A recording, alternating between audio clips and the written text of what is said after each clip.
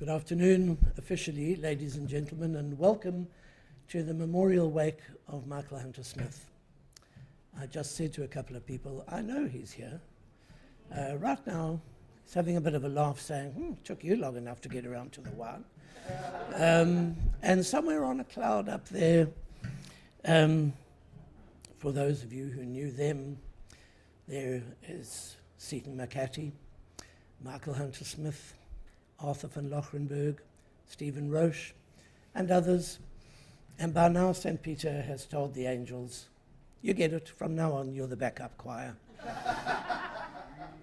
They'll be singing, and they will so appreciate, and Michael will so love the fact that we're all here together. And I know he would say, of course, don't be sad, but we will be sad. We lost a great friend, a great colleague. My name is Neil Dundas, and I met Michael in after-school swimming lessons when we were 10 years old. He was 6 months younger than me, but we were at different primary schools together, so we didn't know we weren't in the same standard until I went to high school and I found out he only followed the next year. And then, as stupid schoolboy rules go, you couldn't possibly be close friends with somebody in the year behind you. So only when we got to the end of my year in youth council in Durban North, and Michael was coming from my school and taking also a role as a youth councillor, did we become friends again. And the rest, as the classics say, is history. We've been very good friends ever since. And I'm happy to say, and honoured to say, that I am here to represent his mum, Joy Atkinson, a little bundle of joy, as Michael would call her. She is an amazing lady, his mother, soon to be 93 years old, and was not able to come for the event. And his sister, Jenny Lee Hunter Smith, and her daughters, Alexandra, Danielle, and their children, all in France. They live in Grenoble and in Paris, and his nephew, Serge Jr. So it is my pleasure to represent the family. We just ask, please, that if you have a cell phone with you, maybe just have it on silent, just more for the video than anything else. And I have to, just as housekeeping would ask, that you understand we are battling terribly with the glare. There is a wonderful family video. Please all watch it after the event when you can, at home in a darkened room where you'll be able to see it all very well, and it won't be competing with the sunlight across the glorious Table Bay. I think the great thing is that one can say a friendship of 58 years was mirrored also by other friends who have known Michael 50 years or more, and people who went to school, university with him, and then he left and went to Johannesburg, went to hotel school, and I'm delighted to say that We had a very firmly bonded group of friends in our early post-school years. And 10 years later, it was Michael with Stephen Roche and now us who formed an informal social group that gathered every 5 years called the Onion Ring. And I'm delighted to say, and as Stephen said, as onions grow, they add layers. And then as people leave or decide not to stay in the country, and even for those, sadly, who pass, that's a layer of the onion ring, but the nub of it is still there. And I'm very delighted to say that I can welcome a number of members of the onion ring. I can welcome Marty Milan, Michael's housemate, life companion and great friend, and the members of the Skull Club. I do have to say thank yous right away so that I don't forget, because this event could only happen because of the generosity of a number of you that are here with us. Leon Singer from Dolphin Beach for allowing us the use of this venue free of charge for a start is just wonderful. And we have donated wine because the restaurant, thanks to Werner and Leon, agreed not to take a corkage charge. So, and people have been very generous donating wine, and among those are, and representing the Skull Club and its committee, Johan van Skalkwijk, and also from the World Luxury Hotel Awards and Lawrence International, Brandon Lawrence, thank you, who Michael worked with at the Lanzarote estate over many years, and who will speak later, and so will Johan. And my thanks also to Hester Kleinhans. I spotted you a moment ago, Hester. I don't know where you've disappeared to. There you are. But also for wine donation and for agreeing to take some photos of today's event.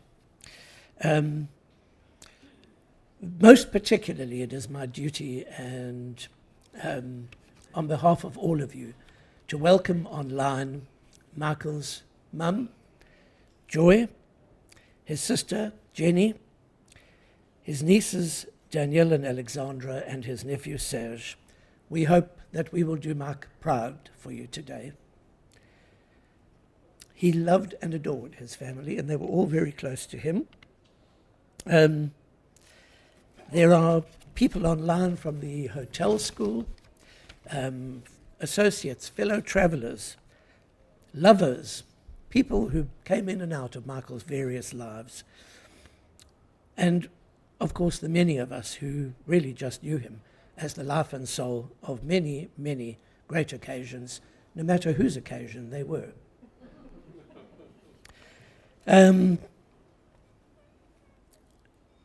We are very grateful to everybody who helped put this together, but in particular I do want to thank Annalisa Haynes, the director of Martin's Funerals, who has helped Marty and I in every way to manage what the family wanted for Michael, and who arranged the event and a lot of the arrangements here today, putting it together. We do love the vines over us. It seems somehow very appropriate while we sip our wine. And it is really a testament to Michael's legacy in the worlds of international travel, tourism, hotels, and communications that everyone has been so generous and so keen to come and celebrate his life with us. Thanks also to the sound and AV folks. I know they have had a terrible struggle with the screen, and we can only hope that you'll all be able to see the video better later on. But Michael would be delighted to see you all. The first offering is from his family, and there are a couple of chapters, as it were. His dear sister Jenny has written a profound and heartfelt poem for Michael, and she asked me to read it for her. I do have to confess that I rehearsed a couple of times at a mirror so that I could weep openly, but I hope, bear with me while I get through.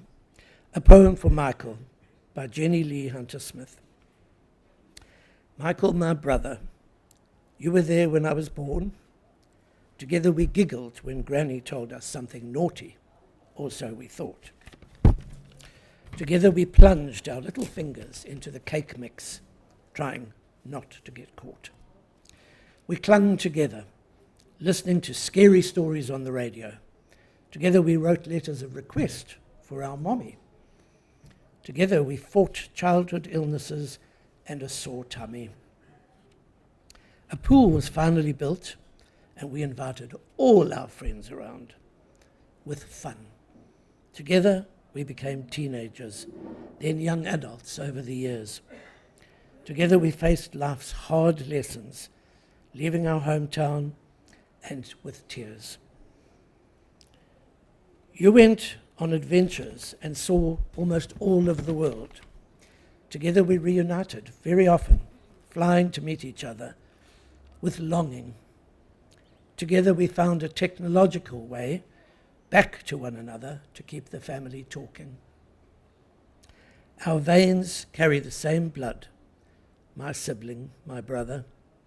Together we laughed, we loved, we cared and discussed the meaning of life. Together now with your memories, I go on alone. But missing you cuts like a knife.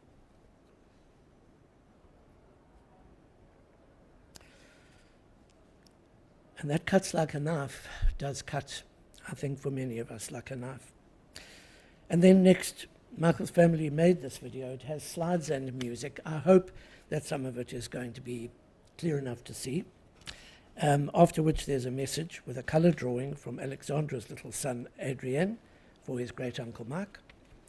And then I will read a message from his niece, Danielle. And there will be a farewell message with a toast from the whole family for Michael. Thanks.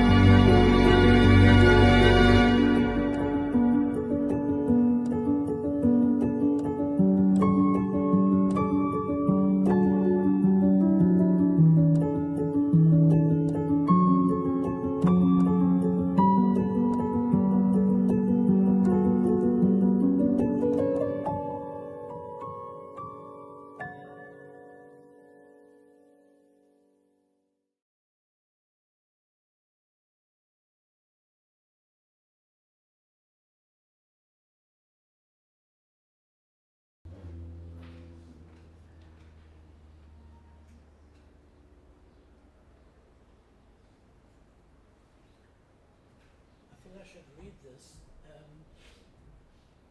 This is from Michael's, the eldest of his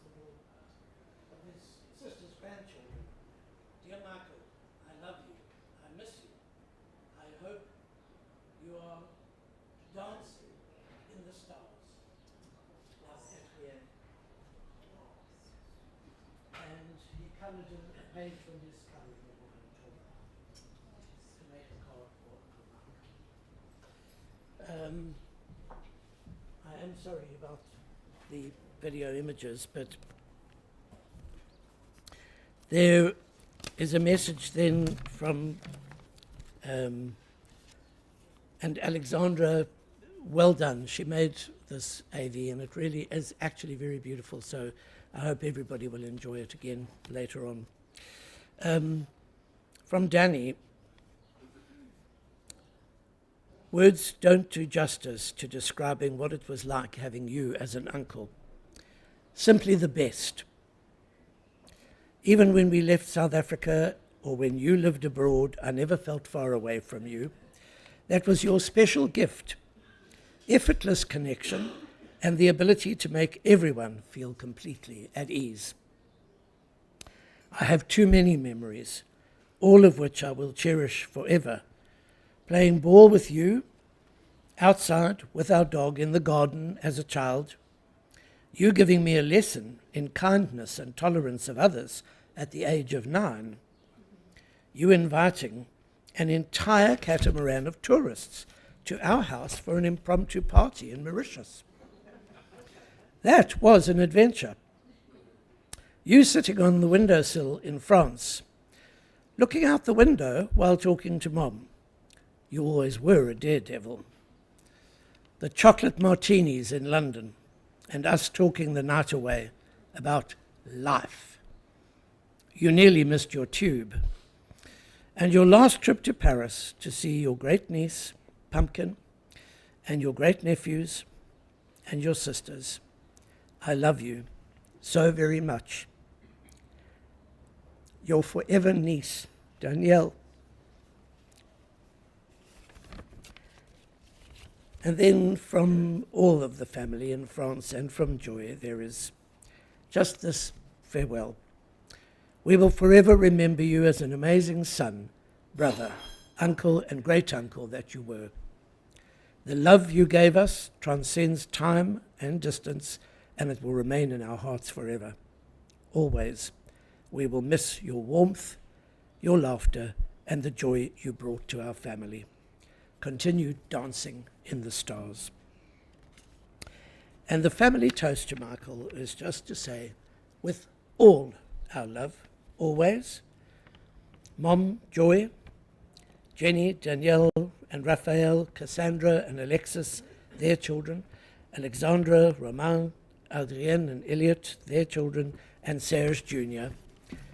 Join us in drinking a toast to Michael, dancing and singing in the stars. Michael. Cheers. And next it is my pleasure to introduce Marty Milan. I suspect that actually 90% of you know Marty Milan even better than I do.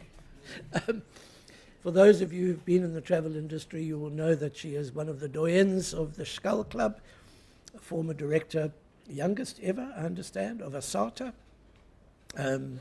Also a long, long time friend of Michael's, and since 2017, his housemate, living companion, and has helped his family and me through all of this. And we are very happy that she will also speak to her loving friendship with Michael. Marty.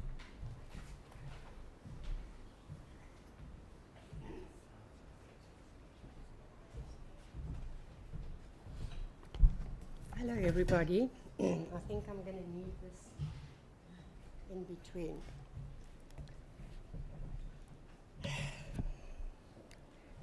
Michael knew how to make an entrance.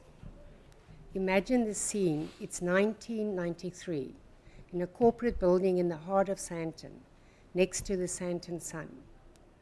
The lift doors open, and suddenly the passage is filled with laughter, noise, and lively Seychelles music blaring from a large boombox.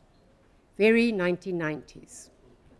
The commotion became so loud that I opened my office door to investigate.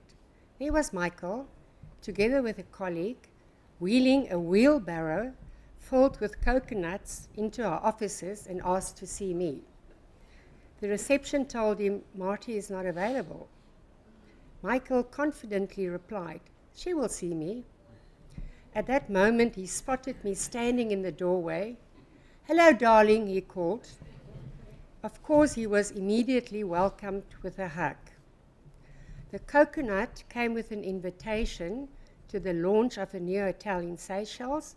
Michael was working at World Leisure Holidays at that time, and that unforgettable entrance marked the beginning of our very special friendship.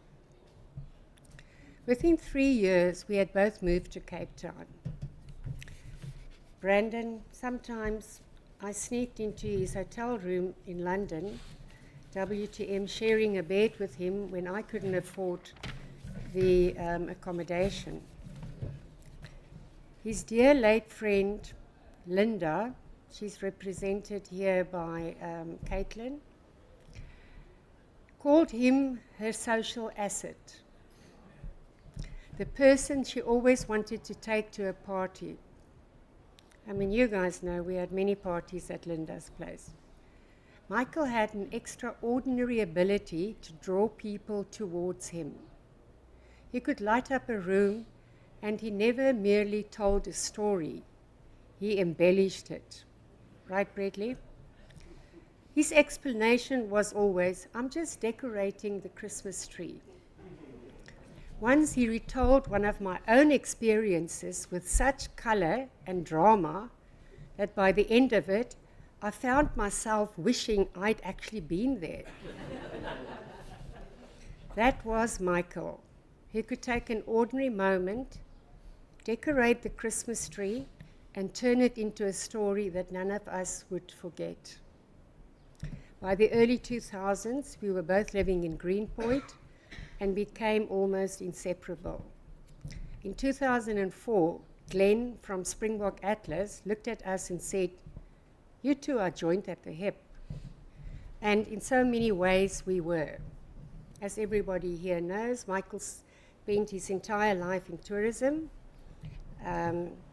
He actually understood hospitality because for him, it was never merely an occupation. Hospitality was part of who he was.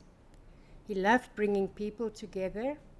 He loved conversation, laughter, good food, music, travel, and of course, a beautifully decorated story. Our friendship eventually became something even deeper than friendship. We became family to one another when he moved in with me.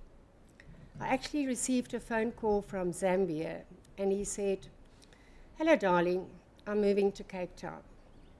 So I said, "Okay, it's fine, but you got to pay rent." So that's how he became my companion and partner. During the last 2 years of Michael's life, he became a little bit quieter, and those that only met him in the last moments of his life don't know what we know.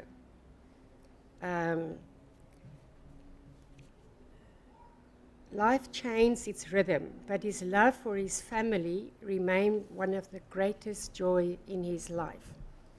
Every evening between 6 and 7, Michael would Skype with his family. It was the highlight of his day.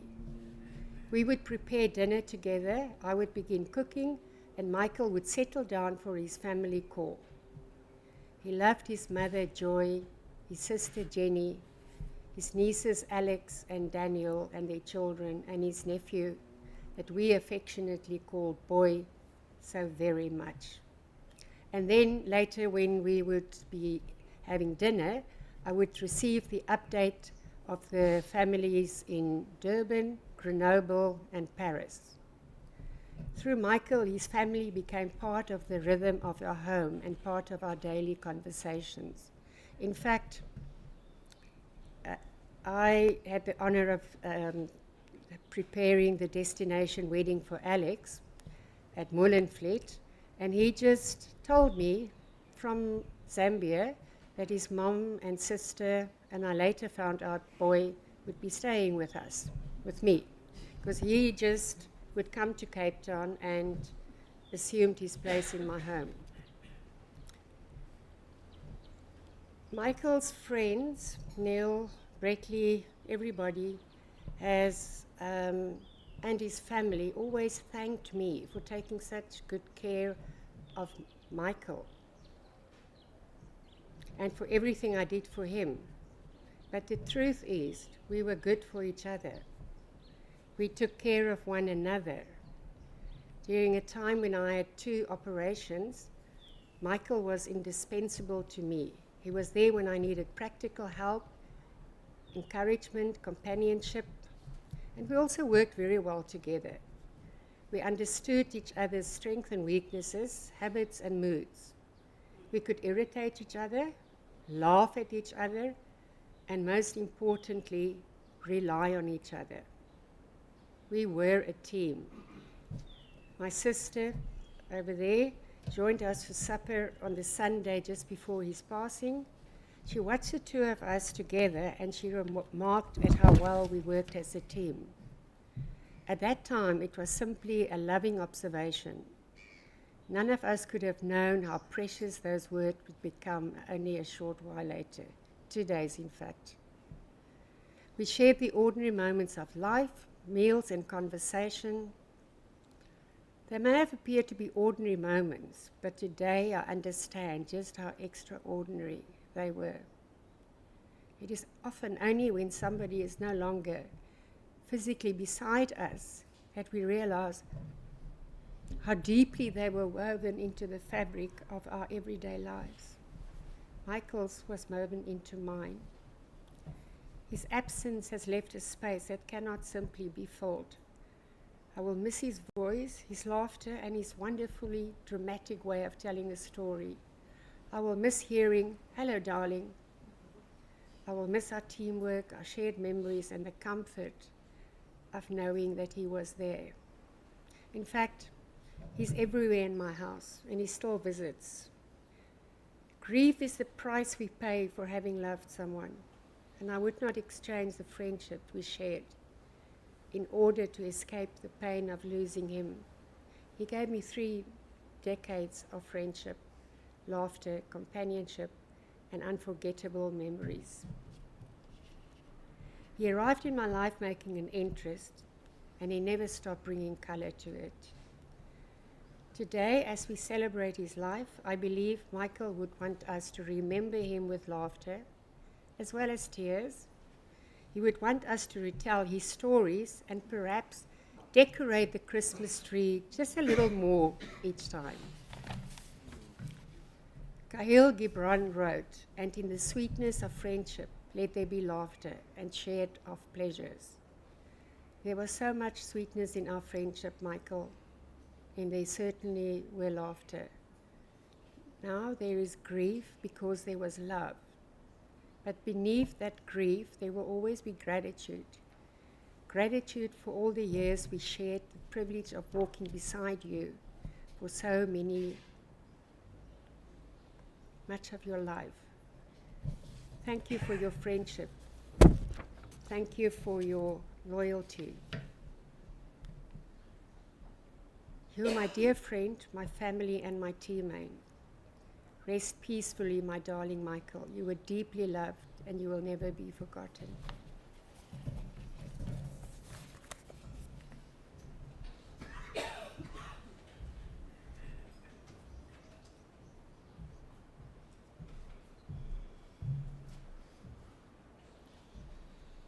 Thank you, Marty. The stories about Michael are legend, and many. They're legion and legend. And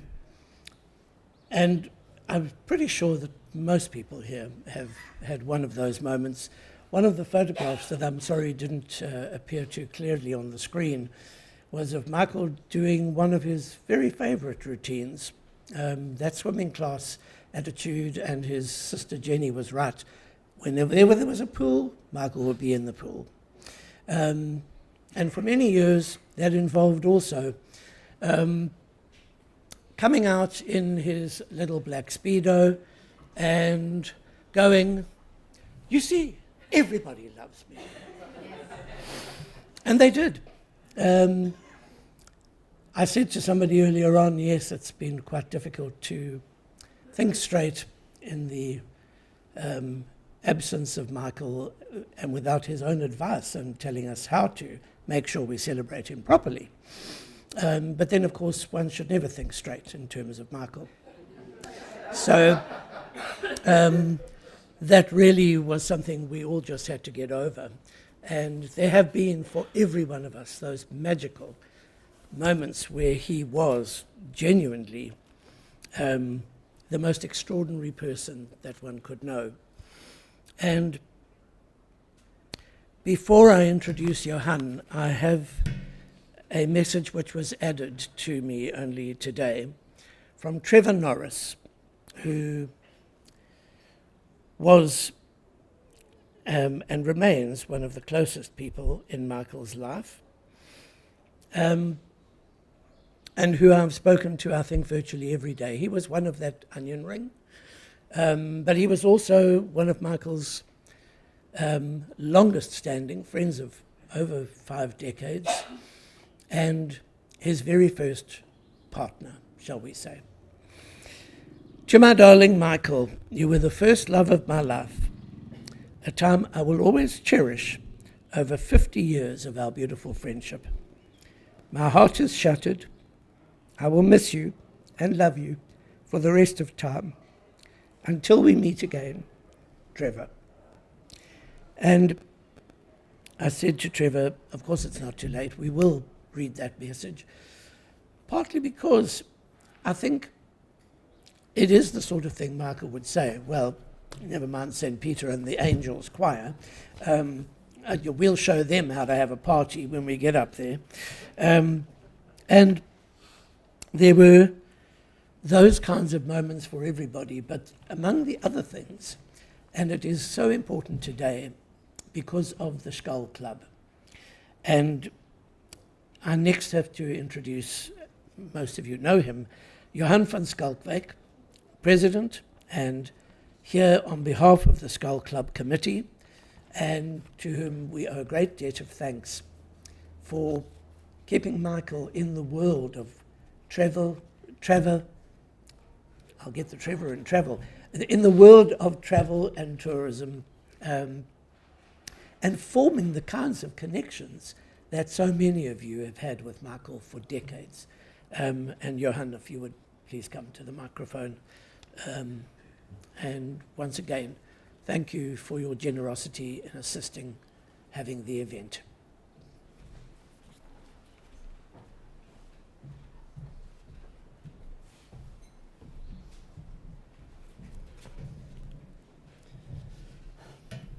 Good afternoon, everyone.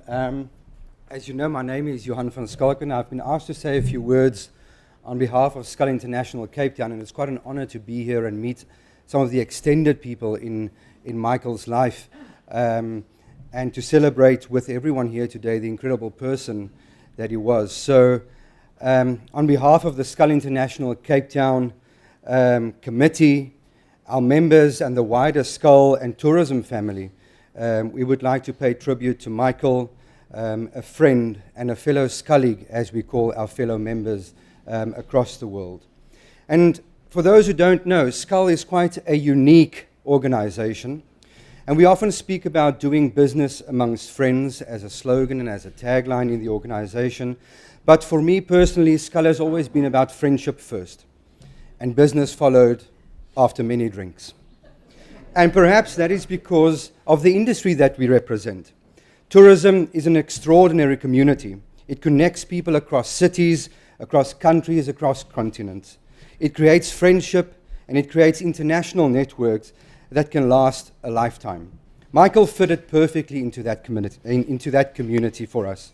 His association with Skull went back many years, and he was a Skull member in Gauteng before he joined the Cape Town Club in 2015. And he joined the Skull International Cape Town tourism community, and he was part of that until the last day. From then on, he was an active member and proudly participated in the tourism community here in the city. And everyone who spent time with Michael around a Skull lunch table will know that he brought something to the club and something to our international community. He brought humor. There were many lunches where Michael had the table in stitches. We knew exactly where Michael was sitting in the room. And I remember so many stories that he told, and I remember so many times that we laughed together, and so many conversations that he told in those lunches and in those networking sessions. I also fondly remember his travel stories. I believe and I know that Michael had seen an extraordinary amount of the world. And I listened to him talk about the places he visited and the things he experienced, and he was always so inspiring telling them. And I remember at one particular lunch, which remains memorable for me personally. After many laughs and many glasses of wine and many chats, Michael and I went down a bit of a rabbit hole talking about international travel and all the interesting things in the world. And I told him one of my bucket list items was to go to the Amazon River and to spend some time there.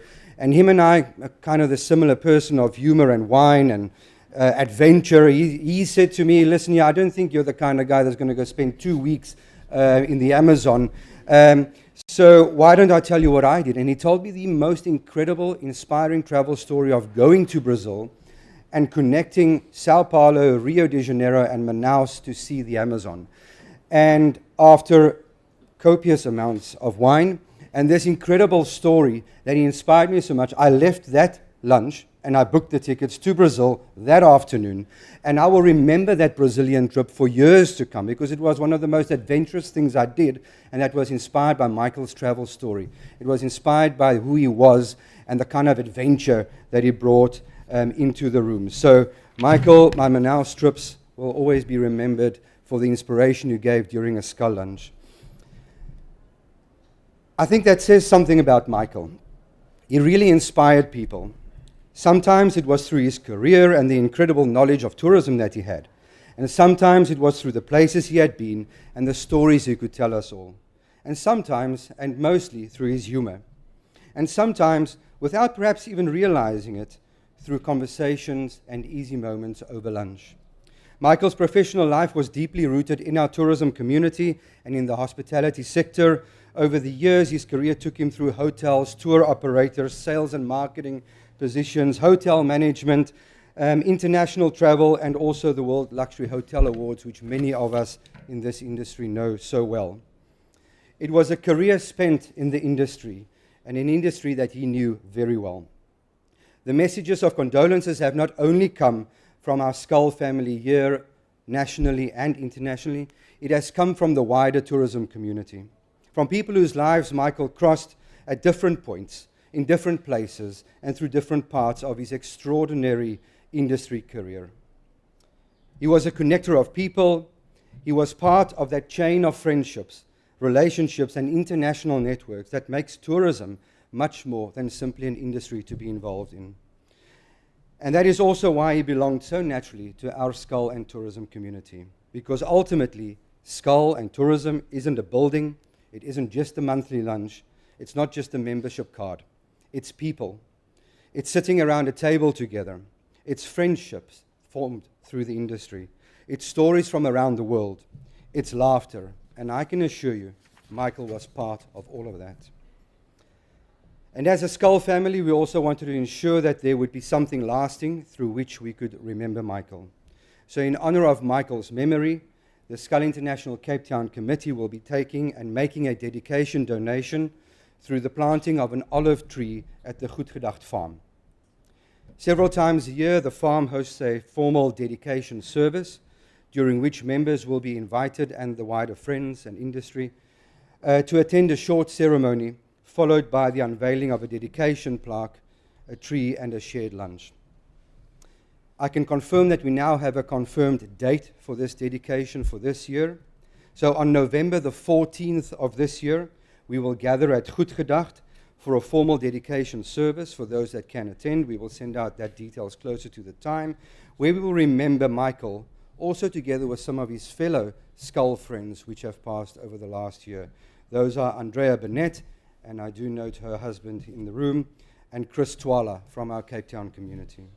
This donation forms part of a long-standing tradition of our Cape Town committee.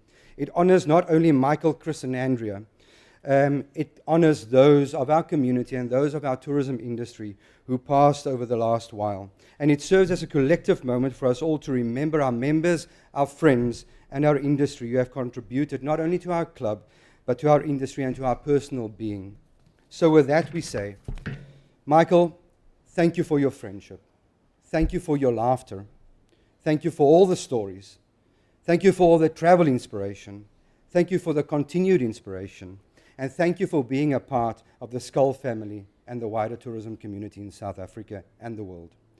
So in Skull we have a tradition where we stand and we share a formal toast of friendship all over the world. So if you don't mind standing to share a glass with us, and just repeat after me as we say the Skull toast, which connects our members and our friends internationally. To our fellow Skulligs everywhere. Happiness. Good health. Friendship. Long life. Skull. To Michael.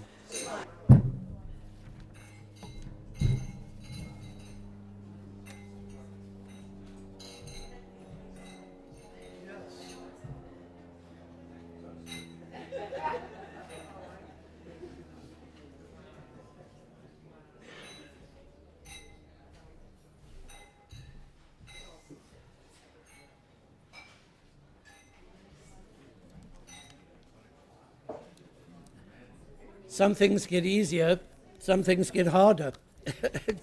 And thank you, Johan. That was an incredible speech, and what a wonderful, moving gesture from the Skull Committee that will be. I hope that many of us will get the chance to visit Goedgedacht and drink more wine while we make merry around the olive tree. There is one more speaker to follow, Brandon Lawrence. And I just wanted to say, ahead of having Brandon come to the microphone, that Brandon and Anton, the late Anton, and I know you lost him not that long ago, were incredible in their assistance to Michael over the years of the past few times where there were challenges for him in his life and his health and his career. And for those of us who have known him literally all our lives, it mattered greatly that you were there for him so much. So the last of, I suppose, the kind of professional memories of Michael, and I'm sure many of you will know of Brandon through Lawrence International, through the World Luxury Hotels Awards, and it mattered so much to Michael because I remember him saying, "I'm going to Japan." I was like, "What?" He said, "Listen to me, I'm going to Japan." I said, "That's fantastic. How dare you go without me? We've been talking about this for 20 years. And he said, "Well, you can't come because it's to do with the Luxury Hotel Award. And I'm going to Okinawa." And I said, "I hate you." And he said, "That's okay. I didn't really phone to tell you that. I phoned to remind you that you're older than me again, because it's October the 24th and that's your birthday." And put the phone down. And that was something he had been doing for about 42 years. He took great delight. It took me a while to get in return, phoning him on the 24th of May to say, "Sorry for you, you're the same age as me now." But he loved it. He would phone and say, "Hello, pet, don't speak. You're older than me today. Bye." And those were the kinds of things that became lifelong habits that one really will miss. But I loved so much listening to Michael about Mauritius, about Okinawa, about the last trip to Ireland, and that you had made it possible for him to go and visit all the family. He kept photo logs that he knew, because he said, no, everybody else can get family fatigue in 5 minutes, but you know all of them, so you have no option. You have to go through all the photographs with me. And it mattered so much. It was a vital part of his life that he could continue to travel in that way. So, thank you, Brandon Lawrence.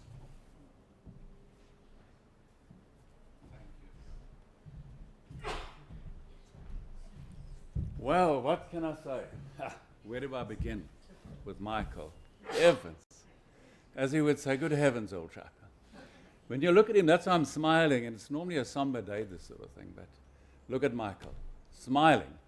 First day I met him, 2099. He was at World Leisure Holidays, and we were looking for a marketing manager, director at the Landsrack Hotel. I was then managing director, and we had just taken over the lease, so I needed a really strong guy. A good friend of ours, Bruce Hutchison, put him forward and said, this guy is the best guy you're ever going to meet in your life. I said, oh, okay, well, let's go.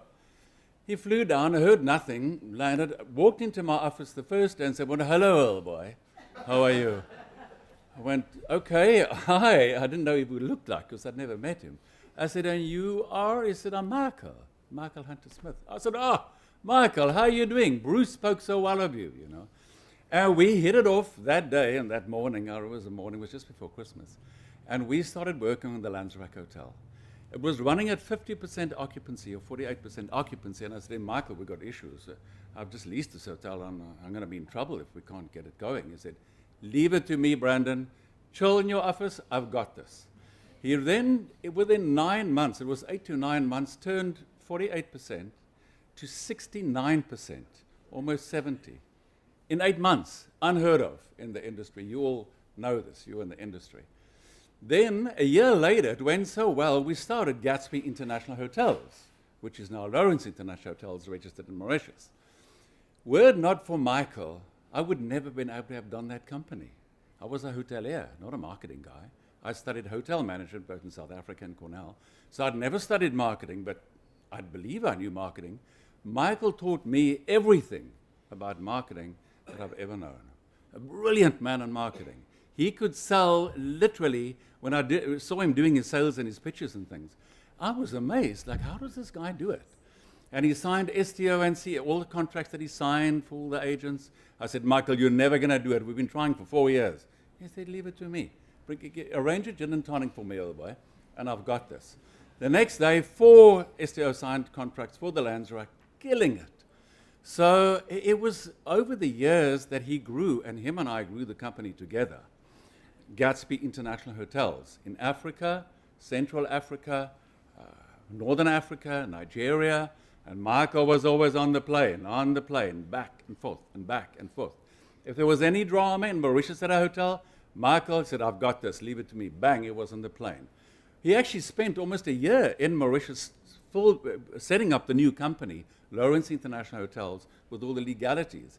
And here's a guy who knows nothing about law or real business per se. He's a marketing guy. But did he climb in, and did the feedback we got from Mauritius? Who is this guy? Is he the MD? I said, well, he's the director of marketing. He said, well, he's brilliant. He should be the MD, you know, which we then had as Anton, you know, our good friend who passed 3 months ago. So it's been a fairly tough time the last couple of months.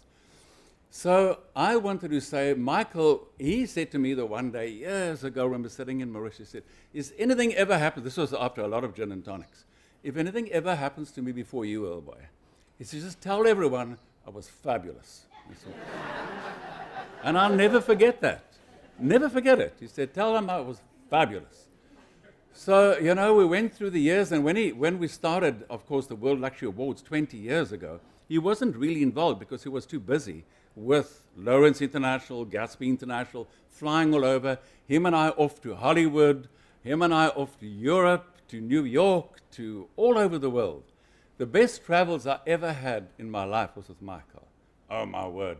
That man can walk into a bar and take over the entire bar. We were in Hollywood. We were at the White Bar, which is one of those fabulous top-end bars you can only get into with someone phoning someone. We walked in, and all the Google people and all these top-end Hollywood types were there. We had a private sitting that the general manager organized for us, Ali Kaziki. And next thing I look, Michael's at the bar. I know what happened to Michael. I mean, you know, him and I are together. He's entertaining the entire bar. They all want to know about Africa. They want to know about this. They want to know about that. And he's now talking to all these top-end business people and having the party of his life, always. If I went to ITB or WTM and I was walking with him, it became embarrassing almost for me eventually because Michael would, oh, darling, hello, darling, how are you, Michael? Hello, darling. Eventually they said to me, who are you?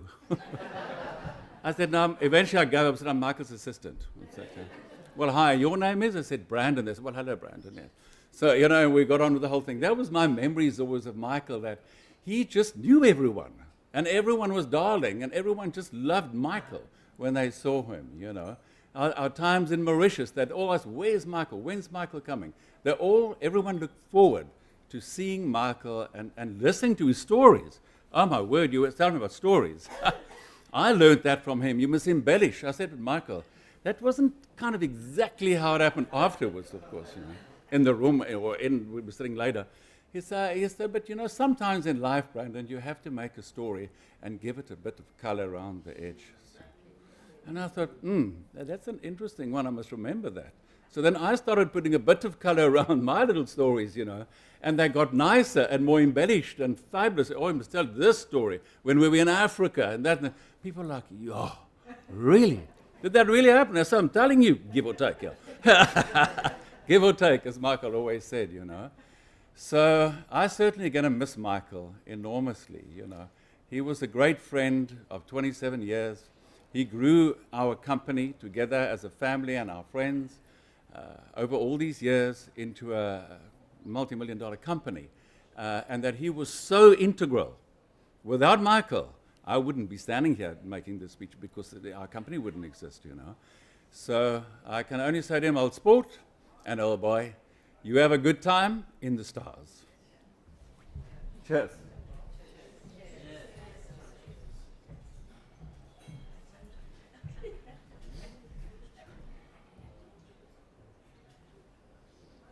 It's okay to be bored with me by now. I'm nearly done. So thank you, Brandon. Thank you, everybody, for their words and their messages. And thank you to all of you for listening. You will see some more messages, and hopefully this tribute slideshow can go on again and maybe show a little bit more clearly as the light changes over the afternoon. And you will hear much of Michael's favorite music. Somebody asked him once, well, if you were on Desert Island Discs, who would you want to listen to? And he said, sure. And they said, and he said, sure. She's the best thing that ever happened to music. So we did import a few show numbers for Michael. He later relented and said, okay, well, maybe Madonna. Poor second. But the other one that he really loved always, because we had a friend way back in the Onion Ring days, Mark would do an impression in full drag on stage of Dolly Parton.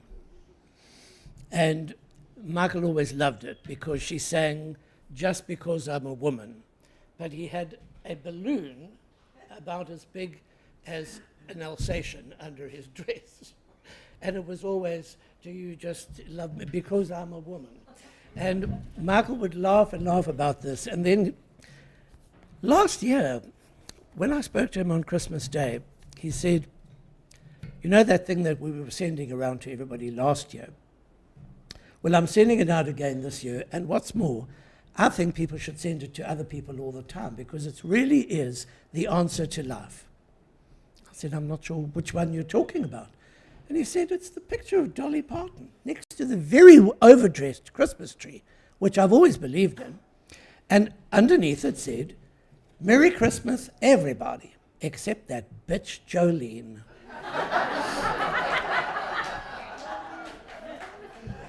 And that has been, in this last year, my favorite story about Michael. So I hope that you're all going to stay, mix and mingle. There will be some savoury snacks served. And we can really look back with joy at the happy life our friend brought to all of us. Thanks again to everybody who's helped make it such a special occasion.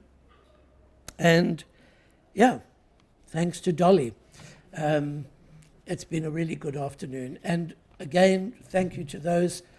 I know Knut Lee in Norway, Mary Lou knew him and worked with Michael and helped him and was a great friend in Zambia. There are people online from Australia, from Richard Croft. I can't believe you got up at 3 o'clock in the morning in California to be with us, but thank you. Yeah, to all the people online. Are we nearly done? Are you going to show the slides? And let's hope, if they're visible, let's have the slides. Have you got Knut Lee's message? Yeah, great. Okay, so that's great. And Knut Lee, now in Norway, thanks Knut for being online, and thank you for sending us your message on behalf of the hotel school group, who had more stories maybe than anybody else, but that's for another occasion. And maybe one where his mum's not listening. Love to everybody in the last messages, and thank you. My dearest friend, You are no longer with us. it is hard to believe you are no longer with us. For over 4 decades, you have been a cherished part of my life, ever since we shared a room at hotel school all those years ago. From the very start, we formed a bond that has withstood the test of time. Though we may have lived on opposite sides of the world, it always felt as if we were together in that room whenever we reconnected. You were the heart and soul of our wonderfully quirky group, illuminating every gathering with your joy and enthusiasm, much like a modern-day Pied Piper. Your spirit will forever hold a special place in our hearts, dear Michael. Rest in peace, my friend. All my love, Knut. Hi there, my name is Gordon, and I'd like to say a few words about our beloved Michael. I'd like to say a few words on behalf of our ProFlight and CNL teams, and also personally, as we remember our dear friend and colleague, Michael. My working relationship with Michael goes back many years to when he was general manager of the Best Western Hotel in Lusaka.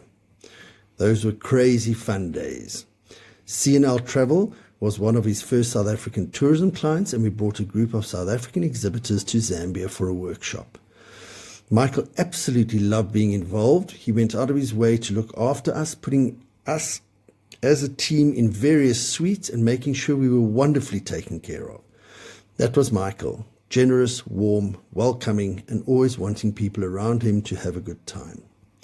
He very quickly formed a wonderful bond with Claire and Lindsay from CNL Travel, with Michelle Fourie, who was living and is still living in Lusaka, and myself.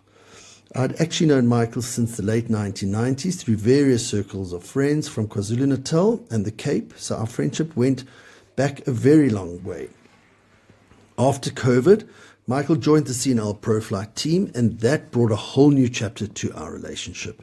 He met Gina, our dear colleague, and together, Claire, Lindsay, Gina, Michael, and myself, we became a team representing ProFlight Zambia. We traveled, attended workshops, visited clients, trained our travel partners, and worked hard to promote ProFlight and Zambia. And this we did up until the day Michael passed away. And through all of that, Michael was not just a colleague. He was a friend. He brought warmth, humor, energy, and that wonderful larger-than-life Michael personality wherever he went. Michael, I've known you since the late 1990s through so many different circles and chapters of life. It has been an absolute privilege and a real delight to have known you, worked with you, and called you my friend.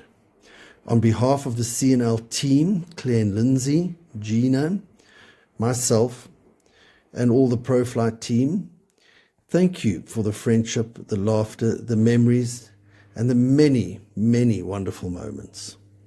Rest peacefully, our dear Michael. You will be so very sorely missed, but you will never be forgotten.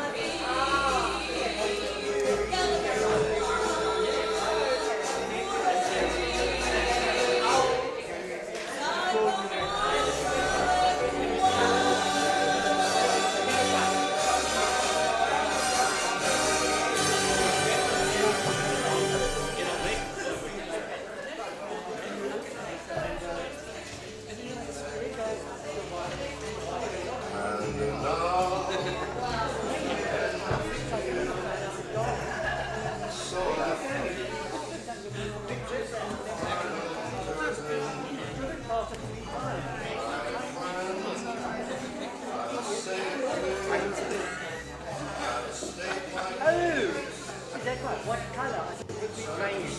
I think Europe is grey. I think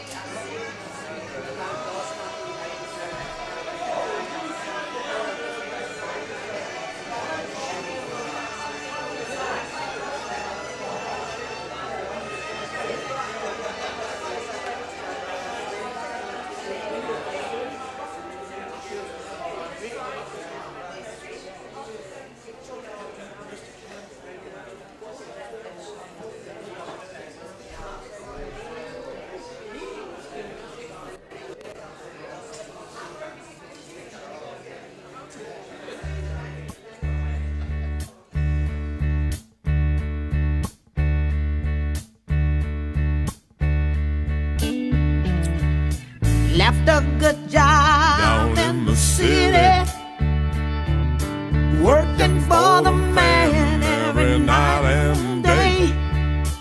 And I never lost 1 minute of sleep, and I was worried about the way that things might have been. You know that big wheel keep on turning, Proud Mary keep on burning, and we're rolling, rolling, yeah, rolling,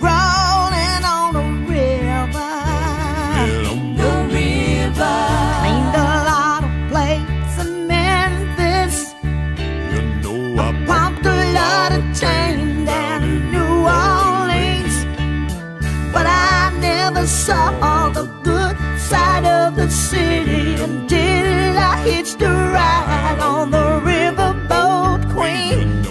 Big wheel keep on turning. Proud Mary keep on burning.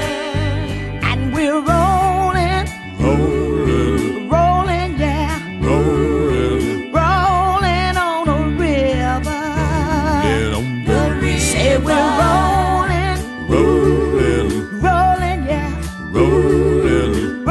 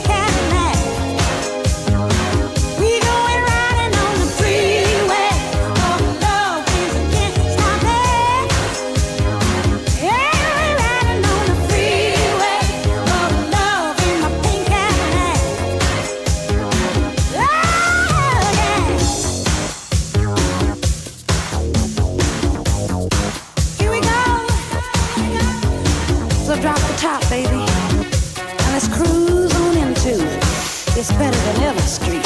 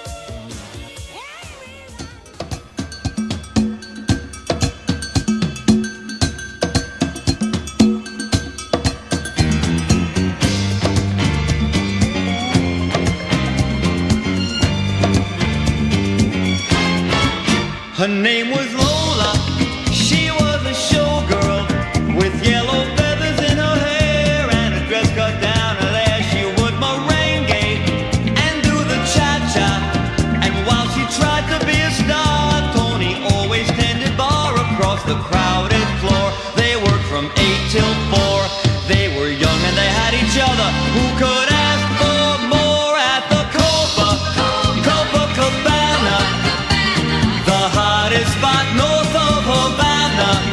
At the Copacabana, music and passion were always the fashion at the Copa. They fell in love.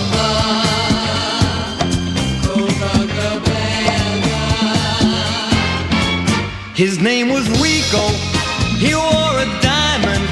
He was escorted to his chair. He saw Lola dancing there, and when she finished, he called her over. But Rico went a bit too far. Tony sailed across the bar, and then the punches flew, and chairs were smashed in two. There was blood and a single gunshot, but just who shot who at the Copacabana, the hottest spot north of Havana? At the Copacabana, music and passion were always the fashion at the Copa. She lost her love.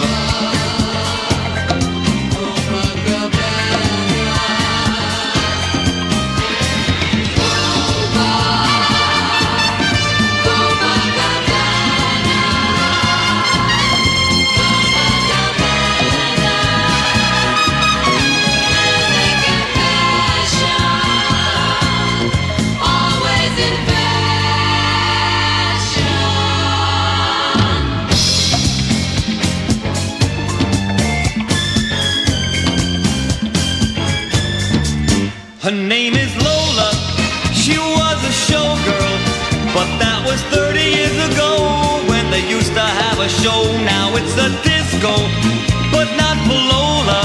Still in the dress she used to wear, faded feathers in her hair. She sits there so refined and drinks herself half blind. She lost her youth and she lost her Tony. Now she's lost her mind at the Copacabana, the hottest spot north of Havana.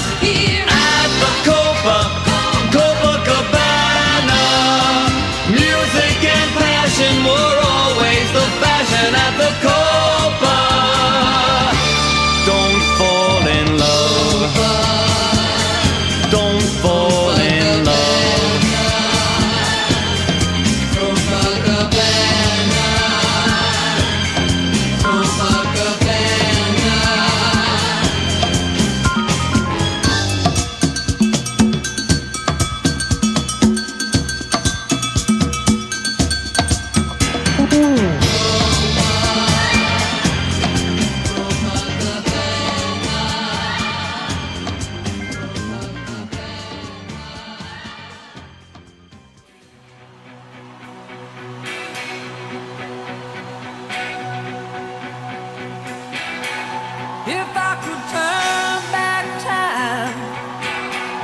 If I could find a way, I'd take back those words that hurt you, and you'd stay. I don't know why I did the things I did. I don't know why I said the things I said. Pride's like a knife, it can cut deep inside. Words are like weapons, they wound sometimes. I didn't really mean to hurt you. I didn't want to see you go. I know I made you cry, but baby, if I could turn back time, if I could find a way, I'd take back those words that hurt you. You'd stay. If I could reach the stars, I'd give them all to you. Then you love me like you used to do. If I could turn back time, my world was shattered, I was torn apart. Like someone took a knife and drove it deep in my heart. You walked out that door, I swore that I didn't care, but I lost everything, darling, there and there.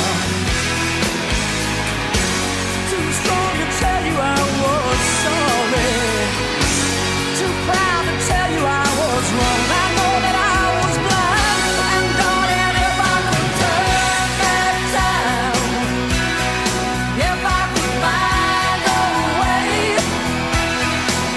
I'd take back those words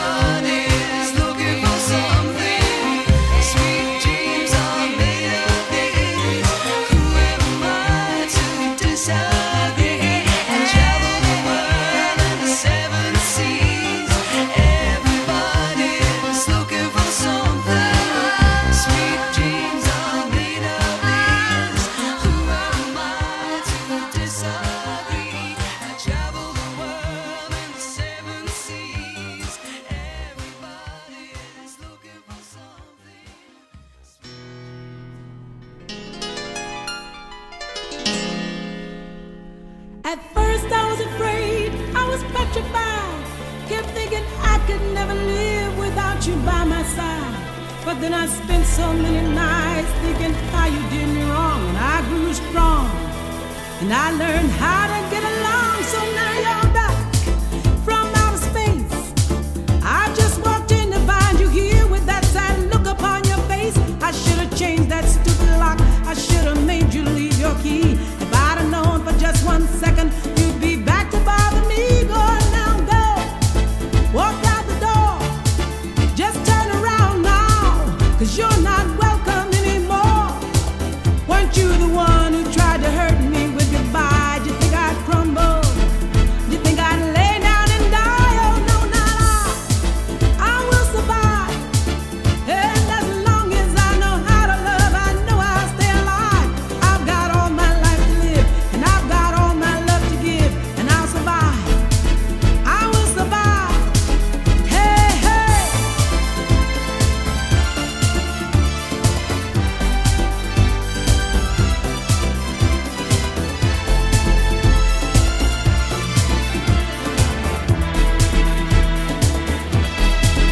Only the Lord could give me strength not to fall apart. Though I tried hard to mend the pieces of my broken heart. And I spent so many nights just feeling sorry for myself. I used to cry, but now I hold my head up high and you see me, somebody new. I'm not that chained up little person, still in love with you. And so you felt like dropping in and just expecting me to be free. Well, now I'm saving all my loving for someone who's loving me. Go on now, go. Walk out the door. Just turn around now, 'cause you're not welcome anymore. Weren't you the one who tried to break me with goodbye? Did you think I'd crumble? Did you think I'd lay down and die? Oh no, not I will survive. And as long as I know how to love, I know I'll stay alive. I've got all my life to live, and I've got all my love to give, and I'll survive. I will survive. Oh, go on now, go. Walk out the door. Just turn around now, 'cause you're not welcome anymore. Weren't you the one who tried to crush me with goodbye? Did you think I'd crumble?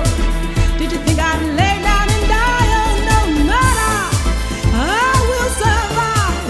And as long as I know how to love, I know I'll stay alive. I've got all my life to live, and I've got all my love to give, and I'll survive.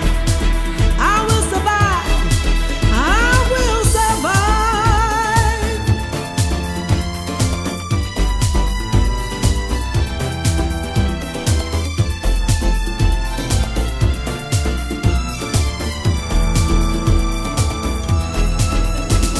At first I was afraid, I was petrified, kept thinking I could never live without you by my side.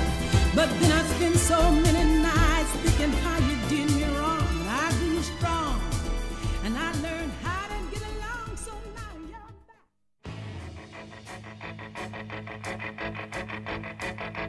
It's astounding. Time is fleeting. Madness takes its toll. But listen closely. Not for very much longer. I've got to keep control. I remember doing the time war, drinking those moments when the blackness would hit me and the void would be calling. Let's do the time war again. Let's do the time war again. It's just a jump to the left. And then a step to the right. With your hands on your hips. You bring your knees in tight. There is the velvet thrust. You bring it down to insane. Let's do the time war again. Let's do the time war again. so dreamy. Oh, fantasy, free me, so you can't see me. No, not at all. In another dimension, with voyeuristic intention. Well secluded, I see all. With a bit of a mind flip. You're into the time slip. And nothing can ever be the same. You're spaced out on sensation, like you're under sedation. Let's do time warp again. Let's do the time warp again. Well, I was walking down the street just a having a thing when a stinking big guy gave me an evil wing. He shook me up, he took me by surprise. He had a pickup truck and the devil's eyes. He stared at me and I felt a change. Time and nothing never would again. Let's do the time warp again. Let's do the time warp again.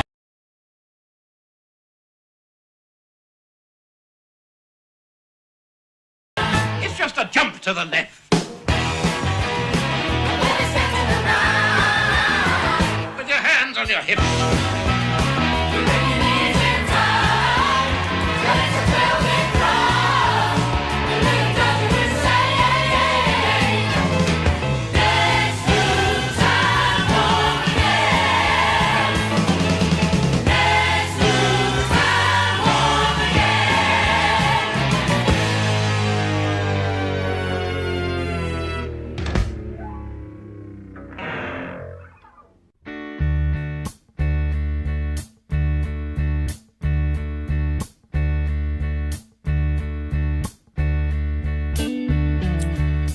Left a good job in the city, working for the man every night and day. And I never lost 1 minute of sleep, and I was worried about the way that things might have been. You know that big wheel keep on turning, Proud Mary keep on burning, and we're rolling, rolling, yeah, rolling on the river. The river cleaned a lot of plates in Memphis. I pumped a lot of change down in New Orleans, but I never saw the good side of the city until I hitched a ride